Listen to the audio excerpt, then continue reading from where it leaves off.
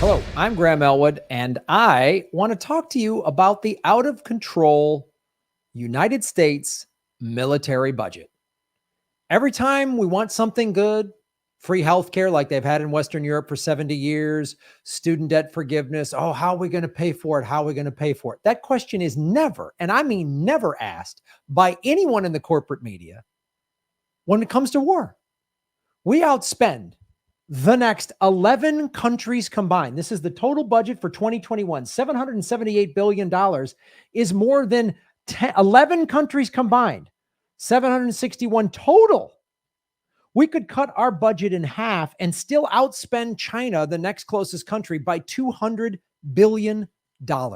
This is why when you drive down the street and you see a dilapidated parks, roads, schools, your kids' school, oh, they don't have enough money for the band or the drama department or the science lab or the computer, the sports team. Well, we never have the money. We never have the money. We always have the money for war.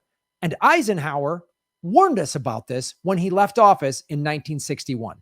We annually spend on military security alone more than the net income of all United States corporations. We recognize the imperative need for this development, yet we must not fail to comprehend its grave implications. Only an alert and knowledgeable citizenry. Well, we don't have that. He was warning about this 60 years ago. And you think, well, your party is better than the other party. This is part of the problem. The two-party system is one of the elements of the military-industrial complex. You don't believe me? Let's just look at Afghanistan. 4 presidents from both political parties spent $3.5 trillion over 20 years to replace the Taliban with the Taliban, only a Taliban that has now $80 billion of American weaponry that was left there. They run both parties. It's a complete joke. But then there's always a new boogeyman. Oh, but Graham, what about China?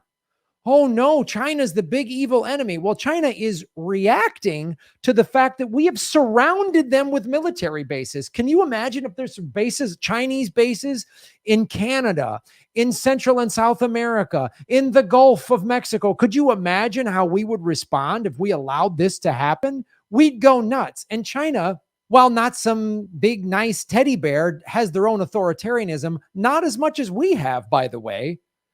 They're not going to invade us because it doesn't make sense for China to invade a country with 330 million of its best customers. That'd be like Victoria's Secret invading strip clubs. It doesn't make any sense. So we need to pay close attention to this out-of-control military budget. While we drive down our streets in America and we see tent cities, we see people waiting in line for food because they lost their jobs during this pandemic. Schools, housing, all of it. All of that money. Take that $3.5 trillion we spent in Afghanistan. That was a waste.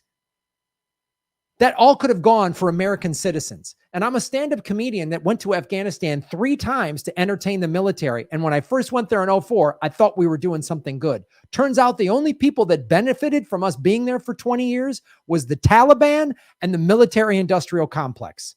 Enough is enough.